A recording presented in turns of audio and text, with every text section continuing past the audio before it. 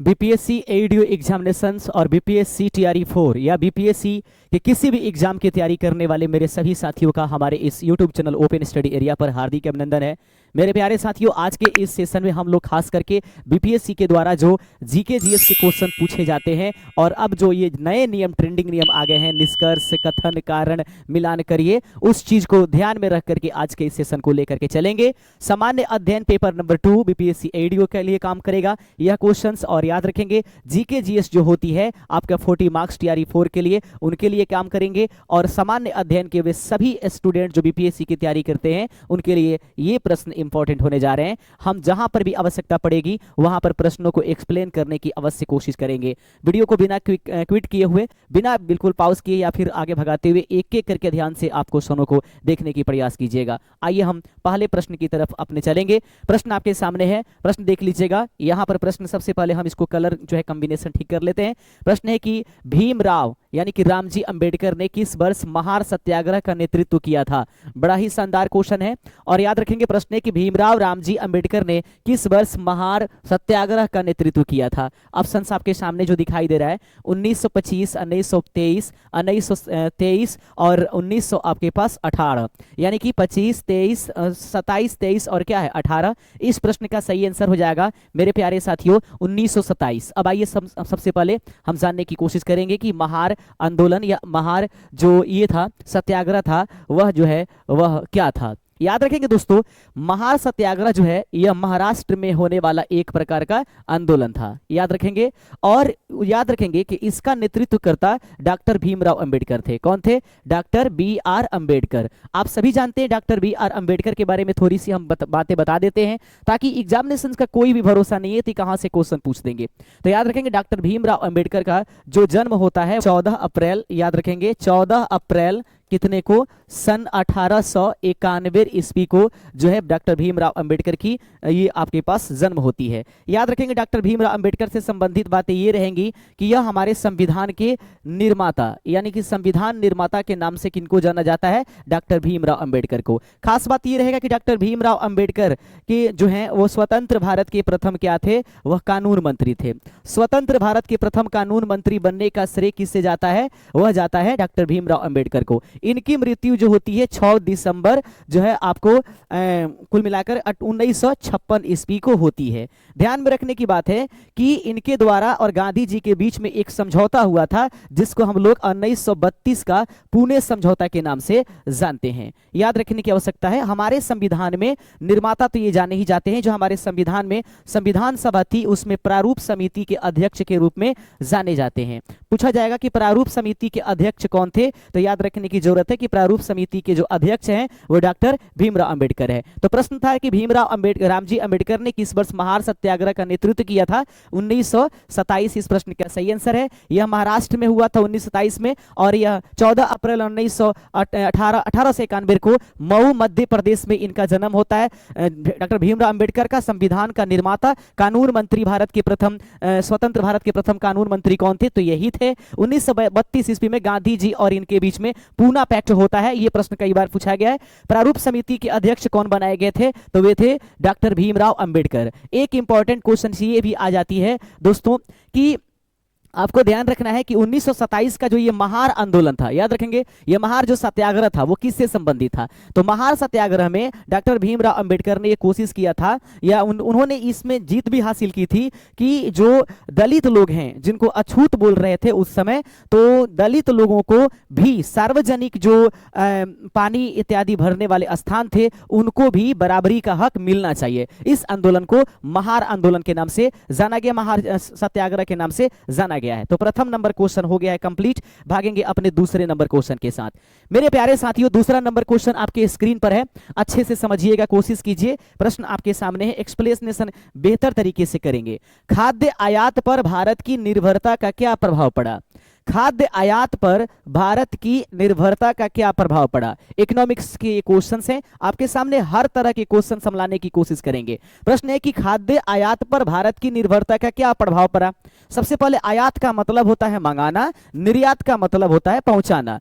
तो वर्तमान में देखी जाए तो खाद्य आयात पर भारत की निर्भरता क्या पड़ा। खाद्यान्न आयात पर निर्भरता में कमी आई, यानी कि उसमें कमी दिखाई देती है, जितना पहले हम लोग मंगाते थे उतने नहीं मंगाते हैं। आगे है कि खाद्यान्न आयात पर निर्भरता में कोई परिवर्तन नहीं हुआ, खाद्यान्न आयात पूरी तरह से बंद हो गया है या खाद्यान्न आयात पर निर्भरता बढ़ गई है। जैसे जैसे हमारा देश विकास से विकसित की तरफ बढ़ रहा है, उसमें याद रखेंगे खाद्यान्न आयात पर निर्भरता में हमारी जो है कमी आ रही है। याद रखेंगे एक विकासशील देश से विकसित होने का एक सबसे बड़ी सबूत है कि आप जो खाद्य पदार्थ अपने देश के लोगों को खिलाने के लिए उसमें कमी आ रही है कि बढ़ोतरी आ रही है। यदि कमी आ रही है तो आप जो है आप गति पर हैं और आप विकासशील से विकसित की तरफ जा रहे हैं। अगला प्रश्न देख लीजिएगा। प्रश्न है स्मृति मंधाना निम्नलिखित में से किस खेल से संबंधित है। ये जाने पहचाने क्वेश्चन से, कोई भारी क्वेश्चन नहीं है, हर प्रकार की क्वेश्चन हम इसमें लेकर के चलेंगे, इसलिए घबराने की जरूरत नहीं है। प्रश्न है कि स्मृति मंधाना का संबंध किस खेल से है। आप सभी जानते हैं कि इस स्मृति मंधाना जो है क्रिकेट से संबंधित रहने वाली खिलाड़ी हैं, एक महिला क्रिकेटर है। अगला प्रश्न देख लीजिएगा। प्रश्न कहता है, ध्यान से देखिए, राज्य सरकार के व्यवसाय के अधिक सुविधाजनक संचालन के लिए नियमावली कौन बनाता है। राज्य सरकार के व्यवसाय के अधिक सुविधाजनक संचालन के लिए नियमावली कौन बनाता है, यह प्रश्न है। याद रखेंगे सबसे पहले जब कभी भी कहिएगा राज्य सरकार से संबंधित चीजें अगर आपको दिखाई देता है, उसमें जो कुछ भी राज्य में किसी भी प्रकार की कोई भी कानूनी सिग्नेचर जो होती है किसी प्रकार की, वह मुख्यमंत्री के मतलब माध्यम से नहीं होती है, उसमें राज्यपाल का योगदान रहता है। तो याद रखेंगे राज्य सरकार के व्यवसाय के अधिक सुविधाजनक संचालन के लिए नियमावली कौन बनाता है, राज्य का मुख्यमंत्री नहीं। याद रखेंगे राज्य का महाधिवक्ता भी नहीं, राज्य का मुख्य सचिव नहीं। इस प्रश्न का सही आंसर हो जाएगा राज्य का राज्यपाल। याद रखेंगे राज्य सरकार के व्यवसाय के अधिक सुविधाजनक संचालन के लिए नियमावली कौन बनाएगा, वह बनाता है राज्य, उस राज्य का राज्यपाल।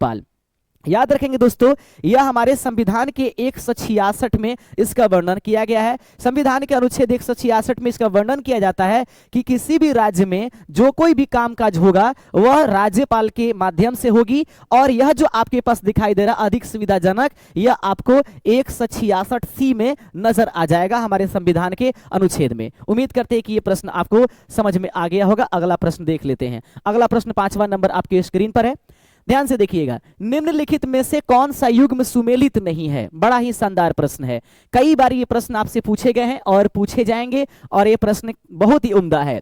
निम्नलिखित में से कौन सा युग्म सुमेलित नहीं है।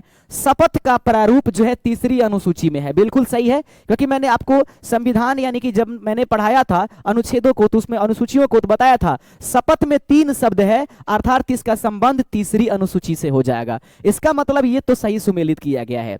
राज्यसभा में सीटों का आवंटन चौथी अनुसूची में आती है। याद रखेंगे यह भी सही है, राज्यसभा में जो सीटों का आवंटन होता है वो चौथी अनुसूची में आती है, इसमें कोई दिक्कत नहीं। जब हमारा संविधान बना उसके बाद राज्यसभा की सीटें जो होंगी सिर्फ राज्यों में होंगी, ऐसा बताया गया था। लेकिन जब इसमें संशोधन किया गया, वह संशोधन था 7वां संशोधन। याद रखेंगे संविधान के 7वें नंबर संशोधन में ये बातें सामने आई कि राज्यसभा में जो राज्यसभा की सीटों की जो बंटवारा होगी सिर्फ वो राज्यों में नहीं बल्कि कुछ केंद्र शासित प्रदेशों को भी शामिल किया जाएगा। तो ऐसे में केंद्र शासित जो आपके पास प्रदेश है उसमें से आपको दिल्ली और जो पुडुचेरी है डीपी, इसमें भी राज्यसभा से संबंधित चीजों के बारे में बताया गया है। अनुसूचित क्षेत्रों का प्रशासन 6ठी अनुसूची में होती है, यह गलत नजर आ रहा है। संघ सूची 7वीं अनुसूची में आती है, तो बिल्कुल सही है। आप ध्यान रखिए, एक बार इसको क्लीन कर लेते हैं और अच्छे से समझ लीजिए। ध्यान में रखने की आवश्यकता है कि निम्नलिखित में से कौन सी सुमेलित नहीं है। शपथ जो है सुमेलित है। राज्यसभा में सीटों का आवंटन चौथे में होती है। अनुसूचित क्षेत्रों का प्रशासन 6ठी में नहीं होती है, यानी कि अनुसूचित में आप लोग देख लीजिएगा SC ST के बारे में बताया गया रहता है। तो एस में जो आपको 5 दिखाई दे रहा है यह 5 की तरह है, यानी कि अनुसूचित क्षेत्रों का प्रशासन जो है वह 6ठी में नहीं बल्कि 5वीं में होती है। याद रखेंगे संघ सूची का वर्णन 7वीं अनुसूची में है। तो कहा गया कौन सुमेलित नहीं है, तो प्रश्न नंबर C इस प्रश्न का सही आंसर हो जाएगा। आइए बढ़ेंगे अपने अगले नंबर क्वेश्चन के साथ। अगला नंबर क्वेश्चन ये रहेगा, प्रश्न देख लीजिएगा अच्छे से, एकदम किसी भी प्रकार का कोई टेंशन लेने की जरूरत नहीं है, धीरे धीरे हम करके आगे बढ़ेंगे। लोकसभा के सचिवालय स्टाफ की नियुक्ति की शक्ति निहित है। बहुत बढ़िया क्वेश्चन है। लोकसभा के सचिवालय स्टाफ की नियुक्ति की शक्ति निहित है कहां पर? संघ लोक सेवा आयोग में, प्रधानमंत्री कार्यालय में, कर्मचारी चयन आयोगों में, लोकसभा अध्यक्ष से संबंधित राष्ट्रपति में। बड़ा ही बढ़िया क्वेश्चन है, तो याद रखेंगे लोकसभा के सचिवालय के स्टाफ की नियुक्ति की शक्ति कहां पर निहित है? तो वह है लोकसभा से संबंधित राष्ट्रपति में। याद रखेंगे लोकसभा की सचिवालय स्टाफ की नियुक्ति जो होती है वह जो होती है लोकसभा अध्यक्ष से संबंधित यह राष्ट्रपति में निहित होती है। अगला प्रश्न देख लेंगे। प्रश्न है, आगे प्रश्न, ऐसे ऐसे क्वेश्चंस भी आपको एग्जाम्स में देखने के लिए मिलते हैं, इसलिए ध्यान से देखिए। प्रश्न है मेरे प्यारे साथियों, भारतीय संविधान के विभिन्न सूचियों के निम्नलिखित विषयों पर विचार कीजिए। कहता है कि निम्नलिखित में से कौन विषयक समवर्ती सूची में आते हैं? बहुत बढ़िया प्रश्न है, एकदम ध्यान से देखिएगा। प्रश्न है कि भारतीय संविधान के विभिन्न सूचियों को निम्नलिखित विषयों पर विचार कीजिए। कहता है कि निम्नलिखित में से कौन सी जो है वह समवर्ती सूची में आती है। सबसे तो पहले सोच लीजिएगा कि ये जो सूचियां हैं, समवर्ती जो सूची है उसका वर्णन हमारे संविधान के 7वें में की गई है, याद रखेंगे। उसके बाद कहता है समवर्ती सूची से संबंधित जो बिंदुएं हैं वह है आपके पास कि जो सूचियां होती हैं उसका विभाजन 3 प्रकार से होती है। एक होता है आपको संघीय सूची, संघ सूची के नाम से जानेंगे। दूसरा नंबर जो सूची होता है आपके सामने वह होता है राज्य सूची, ठीक है। और तीसरा नंबर जो होती है उसको बोलते हैं समवर्ती सूची। तो पूछा जाएगा जिसमें केंद्र को नियम बनाने या उसका पालन कराने का अधिकार है उसे संघ सूची कहते हैं। जिसमें राज्य से संबंधित है उसको राज्य सूची कहते हैं। जिसमें मतलब राज्य और केंद्र दोनों नियम बनाती हैं और उसको मैंने संशोधन कर सकती है, उसको हम लोग कहते हैं क्या? आपको समवर्ती सूची। और एक और होती है, इन तीनों सूचियों के बाद में एक और भी सूची होती है जिसको अवशिष्ट सूची के नाम से जानते हैं। क्या जानेंगे? अवशिष्ट सूची। ये अवशिष्ट सूची क्या है? तो अवशिष्ट सूची वो है कि जिसका ना तो वर्णन संघ सूची में है, ना राज्य सूची में, ना समवर्ती सूची में, किसी कारण बस उसका नहीं है, और ऐसी समस्या आ गई तो उसको अवशिष्ट सूची के नाम से जानते हैं। और इनका जो है नियम बनाने का अधिकार जो है वह केंद्र के पास होती है। तो कभी कभी क्वेश्चन पूछ देता है कि बताइए अवशिष्ट जो आपके पास विषयक होते हैं, अवशिष्ट विषयों पर जो है कानून बनाने या उसकी देखरेख करने का अधिकार किसको है? तो वो याद रखेंगे संघीय सरकार अर्थात मतलब केंद्र सरकार को। ऐसे में ध्यान रखिएगा। तो जो मेरे पास प्रश्न है वो ये है, कहता है ध्यान से देखिए। प्रश्न कहता है कि भारतीय संविधान के विभिन्न सूचियों के निम्नलिखित विषयों पर विचार कीजिए। निम्नलिखित में से कौन सी विषय समवर्ती सूची में आते हैं? तो इस प्रश्न का आंसर हम लोग तलाश करते हैं। आइए मेरे प्यारे साथियों, वन्य जीवों का संरक्षण ये पूरे देश की मामला होती है, इसलिए ये समवर्ती सूची में आता है। और हमसे पूछा गया है कि समवर्ती सूची में कौन कौन आता है। कृषि पर आय, कृषि पर जो आय है वह राज्य का विषय होता है। विद्युत आयोग अथवा बिक्री पर कर जो है यह भी राज्य के अंतर्गत आती है। अब रही बात की मूल्य क्या नियंत्रण, मूल्य क्या नियंत्रण राज्य के साथ साथ देश की अपनी एक समस्या होती है।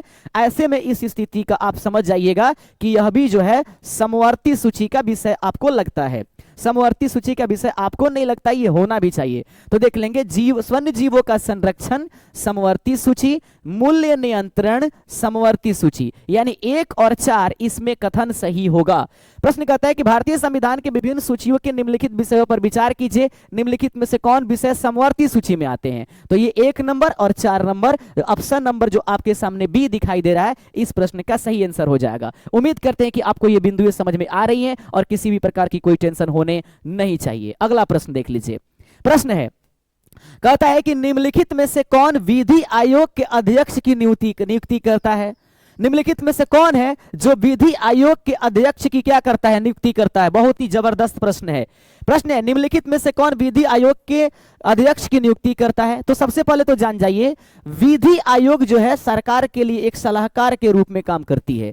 याद रखेंगे यह एक किसी भी प्रकार की संवैधानिक जो है वह नहीं होती है, लेकिन इसके जो अध्यक्ष की नियुक्ति करते हैं वो भारत के राष्ट्रपति करते हैं। 8वें का सही आंसर आपके सामने हो जाएगा बी। याद रखेंगे निम्नलिखित में से कौन विधि आयोग के अध्यक्ष की नियुक्ति करते हैं? भारत का राष्ट्रपति जो है वह विधि आयोग के अध्यक्ष की नियुक्ति करते हैं। अगला प्रश्न देख लीजिएगा। दिल्ली दरबार 1911 में सम्राट जॉर्ज प्रथम के राजकीय प्रवेश बड़ा ही शानदार है। दिल्ली दरबार 1911 में सम्राट जॉर्ज पंचम के राजकीय प्रवेश के अवसर पर अकबर का एक दाम वाला स्मारक चित्रांकन टोकन किस वायसराय के समय जारी किया गया था?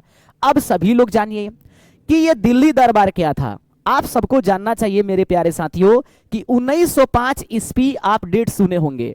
लॉर्ड कर्जन के समय लॉर्ड कर्जन ने बंगाल का विभाजन किया था, पश्चिम बंगाल और पूर्वी बंगाल, क्योंकि वर्तमान में पूर्वी बंगाल जो है वो बांग्लादेश बन गया। ठीक है, उसके बाद पश्चिम बंगाल आज भी पश्चिम बंगाल के रूप में है, जहां की मुख्यमंत्री ममता बनर्जी हैं, याद रखेंगे।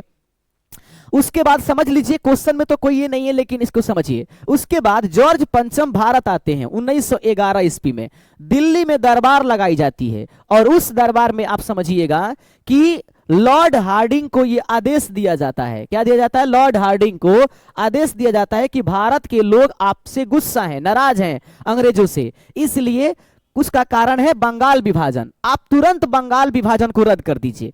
तो लॉर्ड हार्डिंग जो होता है द्वितीय, वो बंगाल जो विभाजन है उसको रद्द कर देता है। ठीक है, बाद में हालांकि 1911-12 के बाद 12 में इसको प्रभावी किया गया। तो उस समय अकबर जो ये दिल्ली दरबार में जो आया जॉर्ज पंचम, तो उसी के समय उसने अकबर का एक दाम वाला स्मारक चित्रांकन किया था। तो उस समय पूछा जा रहा है वायसराय कौन थे? तो लॉर्ड हार्डिंग, हार्डिंग द्वितीय इस प्रश्न का सही आंसर हो जाएगा। अगला प्रश्न देखिए ध्यान से। प्रश्न कहता है, कांग्रेस में किस भारतीय नेता ने प्रथम बार सार्वजनिक रूप से स्वराज बाल सिद्धांत का प्रयोग करते हुए कांग्रेस का आरोप लगाया था? बहुत बढ़िया, स्वराज मेरा जन्मसिद्ध अधिकार है, ये सभी चीजें वहां से संबंधित आपको नजर आनी चाहिए। कांग्रेस में किस भारतीय नेता ने प्रथम बार सार्वजनिक रूप से स्वराज बाल सिद्धांत का प्रयोग करते हुए कांग्रेस पर का आरोप लगाया था? आप जानते होंगे इस प्रश्न का सही आंसर ऑप्शन नंबर सी, बाल गंगाधर तिलक होना चाहिए। 10वें का ऑप्शन नंबर सी था। आगे बढ़ते हैं, अगला प्रश्न आपके स्क्रीन पर, प्रश्न 11 नंबर। लैंड सब्सिडी क्या करता है? लैंड सब्सिडी बहुफसली कृषि से संबंधित है, स्थानांतरित कृषि में मदद करता है, या फिर कृषि फसल प्रकार में या शुष्क कृषि में? इस प्रश्न का सही आंसर हो जाएगा लैंड सब्सिडी जो है स्थानांतरित कृषि के लिए अंतर्गत आता है। अगला प्रश्न आपके सामने ये रहेगा, ध्यान से देखिए। भारत का सबसे बड़ा द्वितीय नदी बेसिन क्या है? बहुत ही जबरदस्त क्वेश्चन आ गया। भारत की दूसरी सबसे बड़ी नदी बेसिन क्या है? तो पहले तो ये जान जाइए कि भारत की सबसे बड़ी नदी बेसिन गंगा नदी बेसिन को माना जाता है। दूसरे नंबर पर कौन आता है? वो है गोदावरी नदी बेसिन।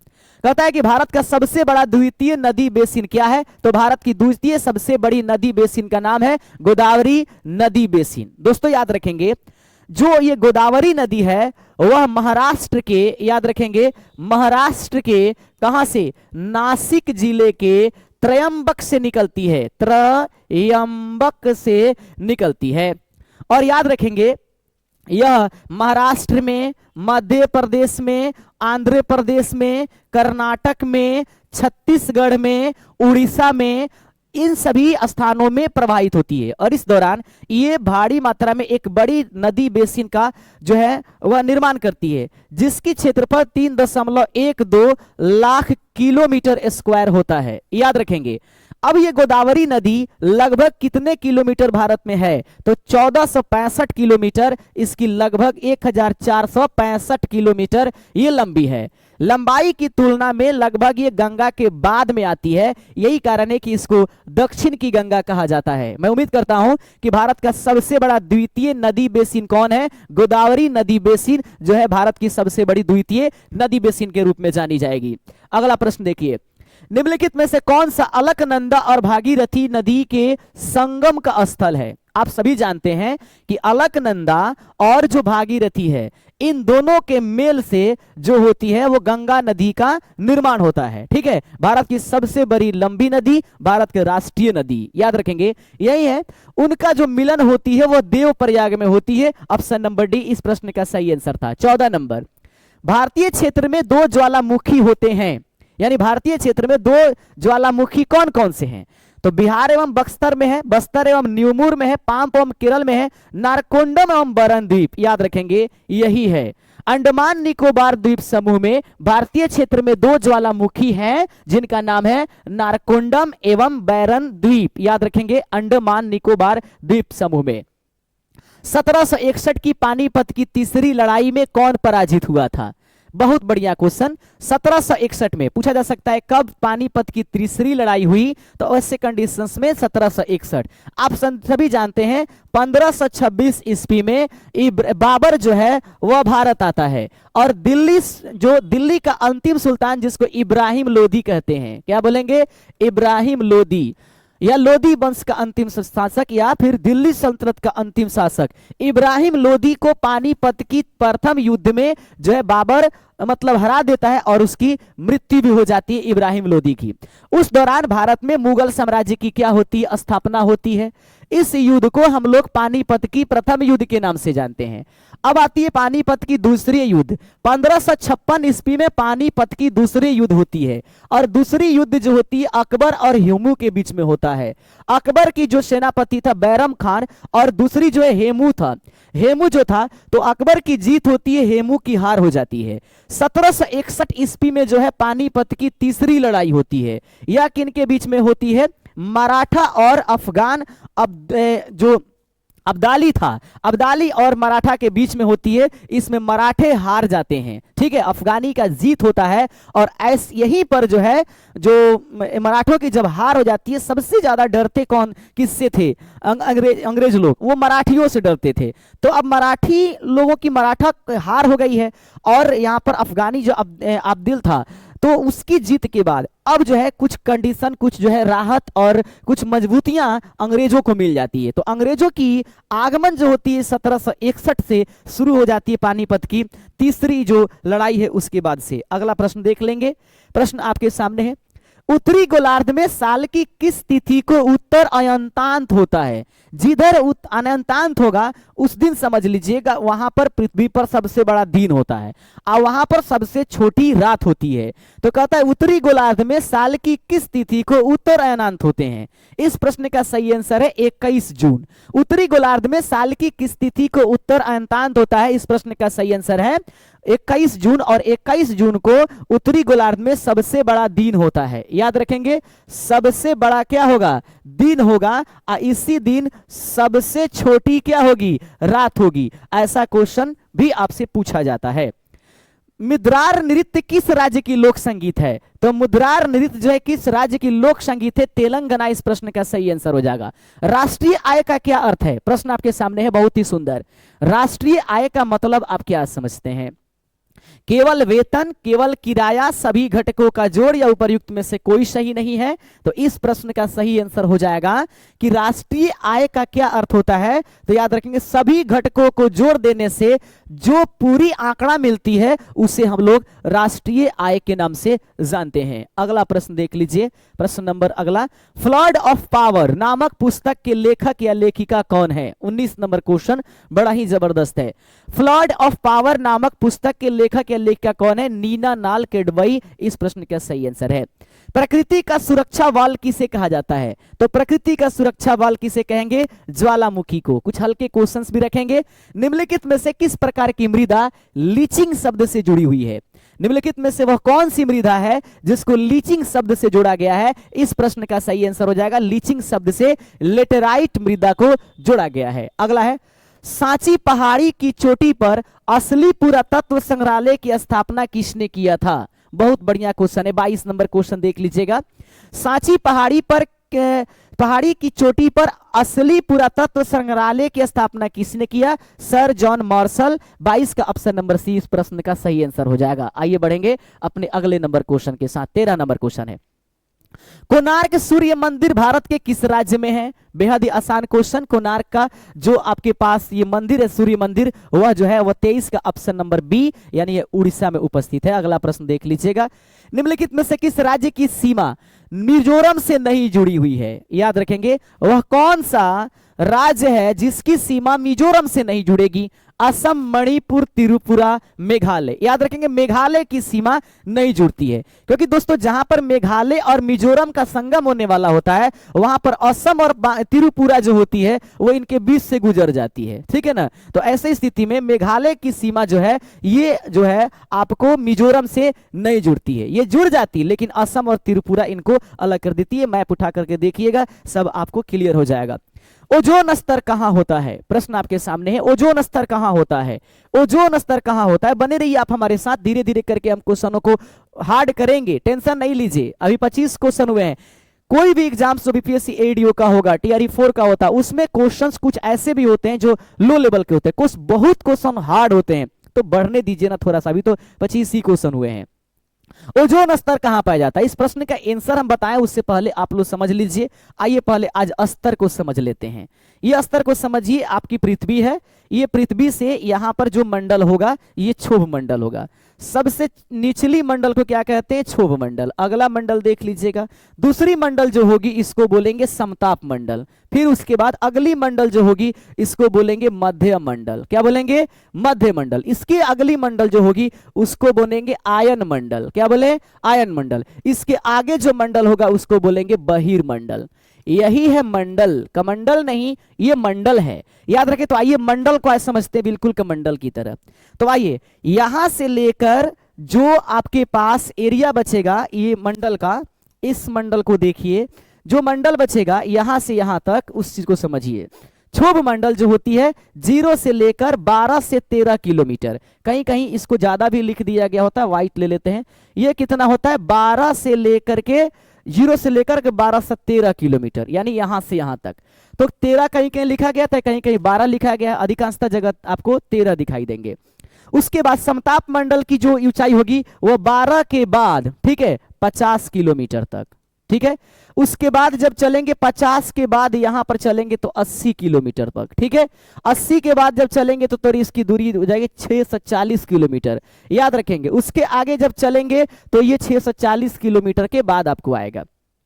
क्षोभ मंडल में याद रखिएगा मौसम परिवर्तित होता है, तो पूछा जाएगा वह कौन सा मंडल होता है जहां पर मौसम का परिवर्तन पाया जाता है, तो वह होगा क्षोभ मंडल में। इसी क्षोभ मंडल में मतलब जहाज चलाया जा सकता है, कौन सा, हेलीकॉप्टर। याद रखें, हेलीकॉप्टर, जहाज नहीं, हेलीकॉप्टर कौन मंडल में चलाते हैं, ये प्रश्न होगा तो क्षोभ मंडल में। लेकिन वायुयान, याद रखिएगा, वायुयान प्लेन जो होती है वो किस मंडल में होती है, समताप मंडल में।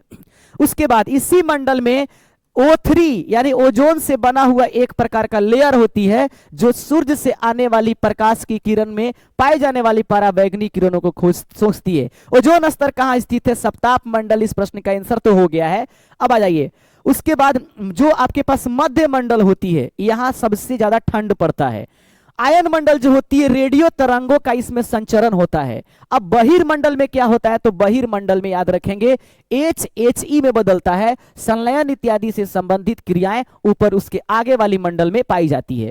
तो उम्मीद करते हैं कि आज आपको यह मंडल भी समझ में आया होगा। आप देख रहे हैं open study area YouTube channel. यदि आप हमारे चैनल पर नए हैं तो चैनल को सब्सक्राइब कीजिएगा और अपने दोस्तों में शेयर कीजिएगा। यदि आप चाहते हैं कि बीपीएससी एडीओ एग्जामिनेशंस के लिए आपको जो है हिंदी इंग्लिश क्वालिफाई पेपर भी अपने आप में एक बहुत ही ब्रॉड चीज है, उसका पीडीएफ चाहिए तो आप हमारे दिए गए इस व्हाट्सएप नंबर पर जरूर संपर्क कर लीजिएगा। टीआरई 4 की अगर आप तैयारी करते हैं और आपको हिंदी इंग्लिश और जीके जीएस 40 मार्क्स का अगर पीडीएफ चाहिए तो आप हमारे दिए गए उस व्हाट्सएप नंबर पर संपर्क कीजिए।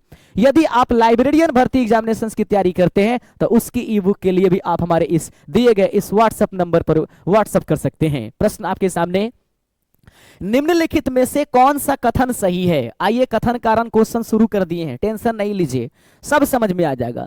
भारत सरकार अधिनियम 1935, देखेंगे थोड़ा सा इस पेन को बदल देते हैं और अच्छे से समझिए। भारत सरकार अधिनियम 1935 भारत के संविधान का सबसे बड़ा स्रोत है, बिल्कुल सही है, इसमें कोई दो राय नहीं है, कथन 100% सही है। पूछा जाएगा भारत की सबसे बड़ी कानून क्या है, याद रखेंगे भारत सरकार अधिनियम 1935। भारतीय संविधान में न्यायिक समीक्षा की अवधारणा कनाडा के संविधान से ली गई है, गलत है क्योंकि यह अमेरिका से लिया गया है।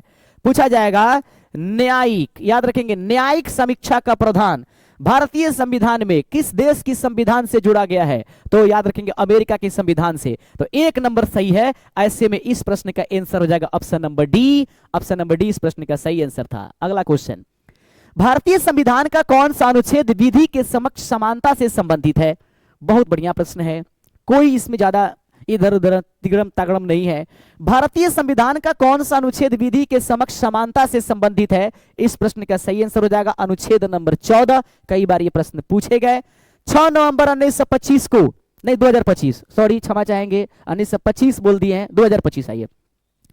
6 नवंबर 2025 को 97 वर्षीय जेम्स वाटसन का निधन हो गया है। वे अपनी किस खोज के लिए प्रसिद्ध थे? याद रखें, जेम्स वाटसन और क्रिक का नाम आपने सुना होगा, तो अब तो आंसर आपने कर लिया होगा। प्रश्न है कि 6 नवंबर 2025 को 97 वर्षीय जेम्स वाटसन का निधन हो गया। वे अपनी किस खोज के लिए प्रसिद्ध थे? डीएनए की डबल हेलिक्स संरचना, डीएनए की द्विकुंडलित संरचना में इनका काफी योगदान रहा। आगे प्रश्न आपके सामने है। हाल ही में बिहार राज्य के किस झील को देश का 94वां रामसर स्थल घोषित किया गया? अब तो बड़ी खबर आ गई और इस चीज को समझना जरूरी है, और आप लोग जरा समझिएगा, टेंशन नहीं लीजिएगा। अब थोड़ा सा हम लोग देखेंगे, प्रश्न सुनिएगा। हाल ही में बिहार राज्य के किस झील को देश का 94वां रामसर स्थल घोषित किया गया है? तो सबसे पहले समझ लीजिए, उसका नाम है गोगाबिल झील। गोगाबिल झील जो है वो रामसर स्थल में घोषित हुए हैं। बहुत सारे ऐसे कैंडिडेट होते हैं जिनको ये समझते हैं रामसर स्थल क्या होते हैं। दोस्तों याद रखिए, 1971 में एक प्रकार की नियम बनी विश्व रंगमंच पर, जिसमें देखा गया कि वैश्विक रूप से वे आर्द्र भूमि जो हमारे पर्यावरण के लिए इंपॉर्टेंट होती हैं, उनको जो है रामसर साइट विश्व लेवल पर घोषित किया जाए, और यह 1975 से पूरे विश्व में लागू हुआ। याद रखेंगे।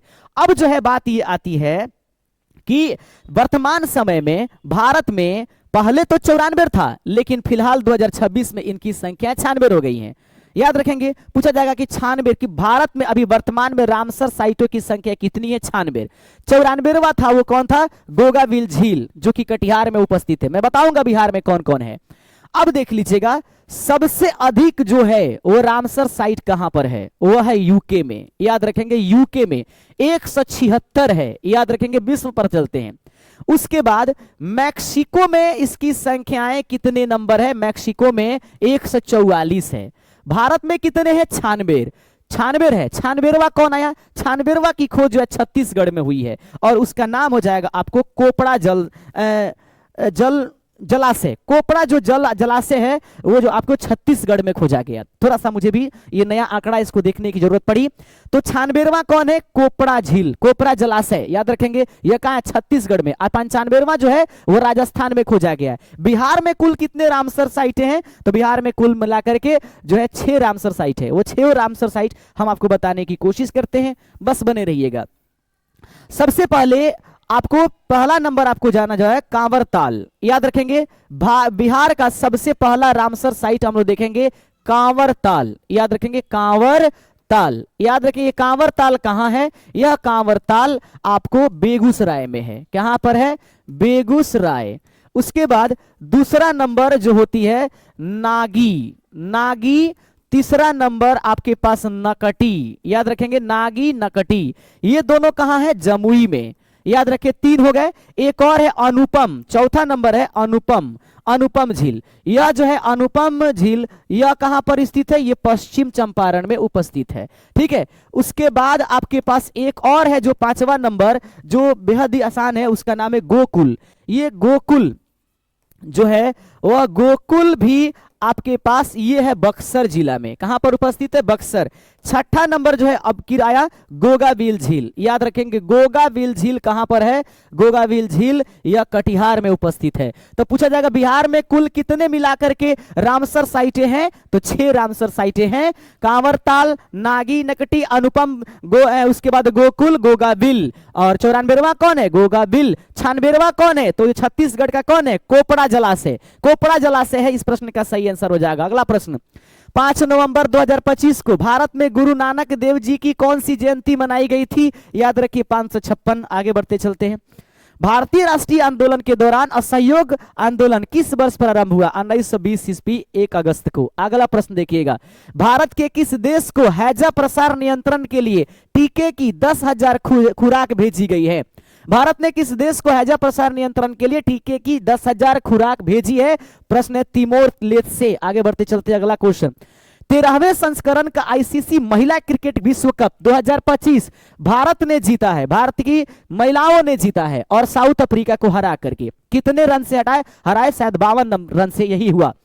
13वें संस्करण का आईसीसी महिला क्रिकेट विश्व कप 2025 खिताब जीतने वाले पर भारतीय टीम को बीसीसीआई के द्वारा कितने करोड़ रुपए का नगद पुरस्कार देने की घोषणा की गई है? सही आंसर है 51 करोड़ जो है दिया गया है। अगला प्रश्न आपके सामने है, अंतरराष्ट्रीय बायोस्फीयर रिजर्व दिवस प्रत्येक वर्ष कब मनाया जाता है? इस प्रश्न का आंसर आप कमेंट कीजिएगा, मैं आपके लिए छोड़ देता हूं। एक बार फिर से प्रश्न देख लीजिए, अंतरराष्ट्रीय बायोस्फीयर रिजर्व दिवस प्रत्येक वर्ष कब मनाया जाता है? इस प्रश्न का आंसर आप सब हमको कमेंट कीजिए। बेहद ही आसान एक सरल क्वेश्चन आपसे पूछा जा रहा है। अगला प्रश्न है, टाइगर मैनीन ने किसे 100 metre improve climate leaders of 2025 की सूची में शामिल किया है? याद रखेंगे, हमारे देश की एक बहुत बड़ी हैसियत जिनका नाम है सोनम वांगचुक, इन्होंने टाइगर मैनीन ने 100 metre improve climate leaders of 2025 की सूची में शामिल किया है। अगला प्रश्न आपके स्क्रीन पर, अगला प्रश्न देख लीजिएगा ध्यान से। अक्टूबर 2025 को क्लाइम पोर्टल किस मंत्रालय के द्वारा लॉन्च किया गया है? अक्टूबर 2025 को क्लाइम जो पोर्टल है वह किस मंत्रालय के द्वारा आपके पास जारी किया गया? सही आंसर है कोयला मंत्रालय के द्वारा। अगला प्रश्न आपके स्क्रीन पर, 8वें वेतन आयोग का अध्यक्ष किसे नियुक्त किया गया? इसी बार बिहार दरोगा में क्वेश्चन पूछ दिया गया था। 8वें वेतन आयोग का अध्यक्ष निम्नलिखित में से किसे नियुक्त किया गया है? याद रखेंगे, पूर्व न्यायाधीश रंजना प्रकाश देसाई को 8वें वेतन आयोग का अध्यक्ष नियुक्त किया गया है। ऑप्शन नंबर 20 प्रश्न का सही आंसर है। आइए बढ़ेंगे अपने अगले नंबर क्वेश्चन के साथ, बने रहिए हमारे साथ। बैंकिंग कानून संशोधन अधिनियम 2025 का प्राथमिक उद्देश्य क्या है? बैंकिंग कानून संशोधन अधिनियम 2025 का प्राथमिक उद्देश्य क्या है? इसका सही आंसर होगा सार्वजनिक क्षेत्र के बैंकों में शासन मानकों में सुधार, याद रखेंगे, करना और जोखिम प्रबंधन में सुधार करना। बैंकिंग कानून संशोधन अधिनियम 2025 का प्राथमिक उद्देश्य क्या था? इस प्रश्न का सही आंसर है सार्वजनिक क्षेत्र के बैंकों में शासन मानकों में सुधार करना और जोखिम प्रबंधन में सुधार करना। यदि आप लगातार हमारे वीडियो को देखते रहेंगे और इसको लाइक करके शेयर करेंगे अपने दोस्तों में, व्यू आती रहेगी, हम लगातार आपके लिए मेहनत करते रहेंगे।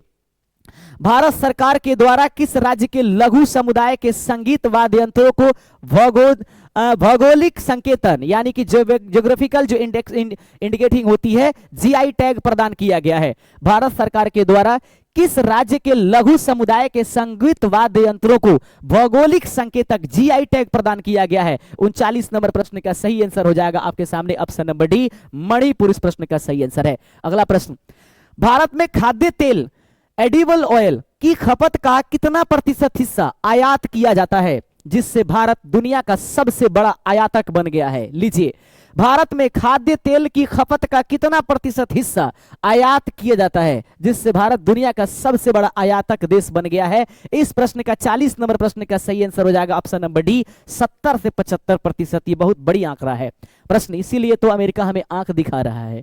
वो कहता है रूस से न खरीदिए तेल, ये न करिए, टैरिफ लगा देता है और बहुत ज्यादा खमियाजा भुगतना पड़ता है हम लोगों को। निम्नलिखित में से कोई है भारत में जो अब इतनी फैशन बनती जा रही है कि किसी को अगर मार्केट भी 500 कदम जाने हैं तो वो मोटरसाइकिल पर चढ़ कर जाते हैं। कुछ घर तो ऐसे हैं, कुछ ऐसे भी हो गए कि वो 500 मीटर भी नहीं जाएंगे, कार निकाल कर लेकर चले जाएंगे। आप बताइए, देश का हम सभी नागरिक हैं, देश के बारे में अल्प सोचिए, थोड़ा सा तो सोचिए। जो भी संसाधन है आप लूट करके खा कर चले जाएंगे, क्या देश को दे करके आप जा रहे हैं? ये भी तो सोचने की आवश्यकता है, केवल अपनी ही लाइफ है। निम्नलिखित में से कौन सा भारतीय अर्थव्यवस्था के तृतीय क्षेत्र से संबंधित है? निर्माण, लोक प्रशासन। हाँ जी, लोक प्रशासन जो है सेवा क्षेत्र में आता है, याद रखेंगे। सेवा क्षेत्र को ही तृतीय क्षेत्र कहा जाता है, इसलिए ऑप्शन नंबर बी इस प्रश्न का सही आंसर हो जाएगा। प्रश्न आगे है, 1906 में स्थापित अखिल भारतीय मुस्लिम लीग के प्रथम अध्यक्ष कौन थे? याद रखेंगे, अखिल भारतीय मुस्लिम लीग के प्रथम अध्यक्ष 1906 में कौन बना? सही आंसर है आगा खान तृतीय, ऑप्शन नंबर डी। आगे बढ़ते चलते हैं, अभिनय कला, नृत्य और संगीत से संबंधित प्रारंभिक ग्रंथ नाट्य शास्त्र को किस ऋषि द्वारा संकलित किया गया था?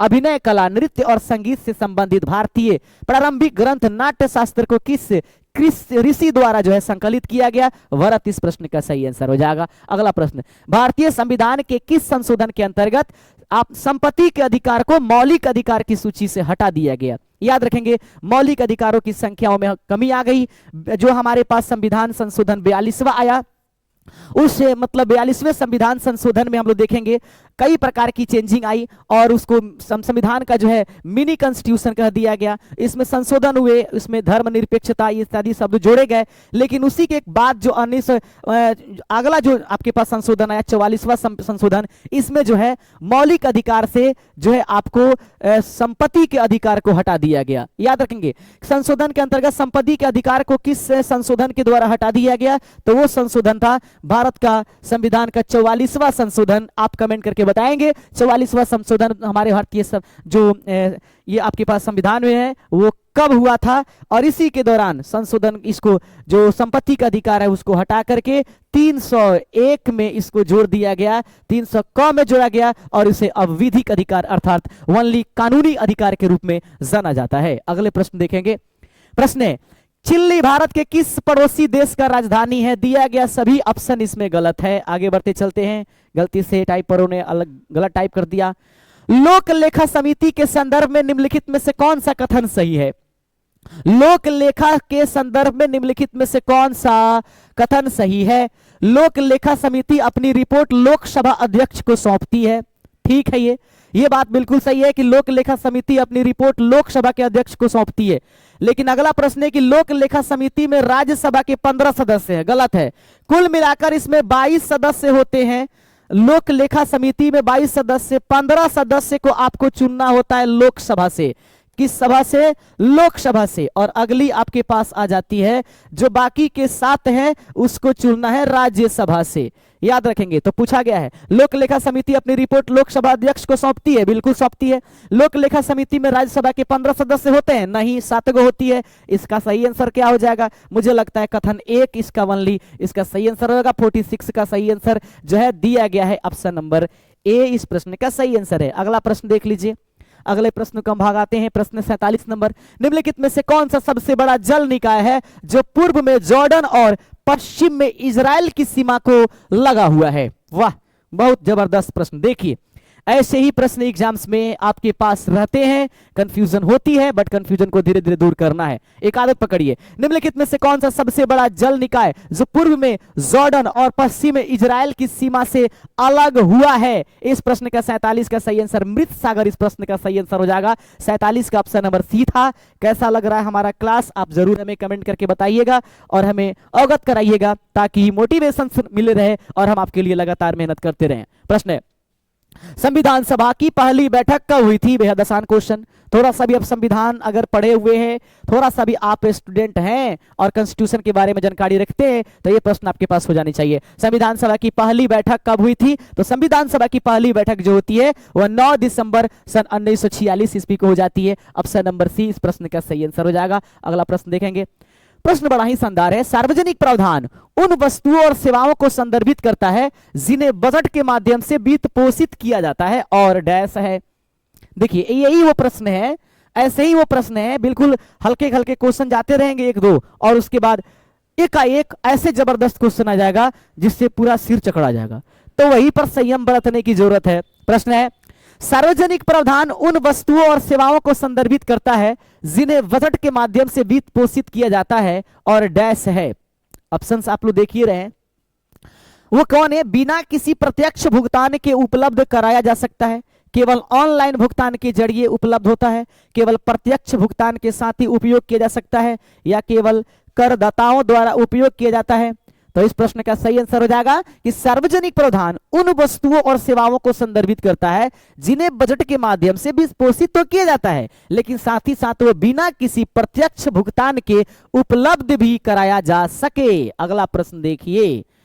अंतिम शुद्ध शासक कौन था? इस प्रश्न को आगे बढ़ चलते हैं। 51 नंबर क्वेश्चन लीजिए। कथन कारण वाला क्वेश्चन आ गया। बीपीएससी के होनहार क्वेश्चंस और एग्जामिनेशंस का होनहार क्वेश्चन। प्रश्न कथन नंबर 1 पढ़ते हैं।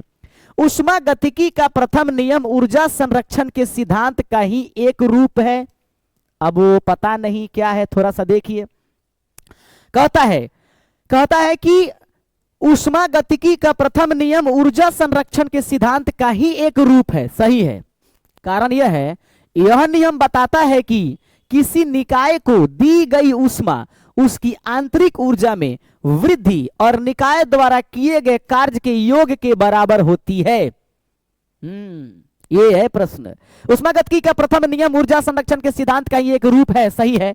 कारण यह है कि यह नियम बताता है कि किसी निकाय को दी गई उष्मा उसकी आंतरिक ऊर्जा में वृद्धि और निकाय द्वारा किए गए कार्य के योग के बराबर होती है। यह भी सही है।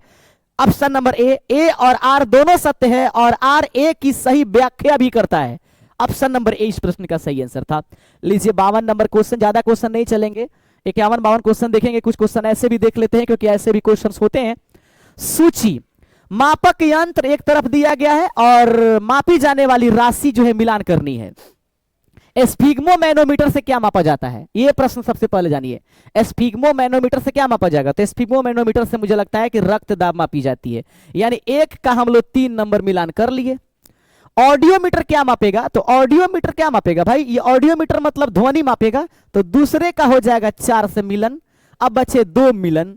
पायरोमीटर है एक ठो, पायरोमीटर जो होता है वो मापता है उच्च ताप को, तीसरे का मिलान हो जाएगी 1 से। अब बची एनीमोमीटर, तो एनीमोमीटर जो होती है वह पवन वेग को माप देती है, अर्थात चौथे का नंबर 2। खोजिए 3 4 1 2 कहां लिखा गया है, 3 4 1 2, ये है ऑप्शन नंबर ए इस प्रश्न का सही आंसर। तो मेरे प्यारे साथियों, अब तक मैंने 52 क्वेश्चन आपके सामने उपस्थित किया था और 52 क्वेश्चंस देखने के बाद आपको थोड़ा बहुत जरूर लग गया होगा कि हाँ जी बीपीएससी एडीओ या बीपीएससी के एग्जामिनेशन अगर हमको ज्ञात निकालने हैं तो प्रश्न को ऐसे आपको इसके साथ लगना पड़ेगा और लग करके निकालना पड़ेगा। जाते जाते 52 क्वेश्चन ही रख देते हैं, और क्योंकि 2 क्वेश्चन जो था गलत टाइप हो गया था इसीलिए मैंने 50 के स्थान पर 52 कर दिया है। अब बाकी रहेगी एक प्रश्न आपको जाते जाते पूछेंगे।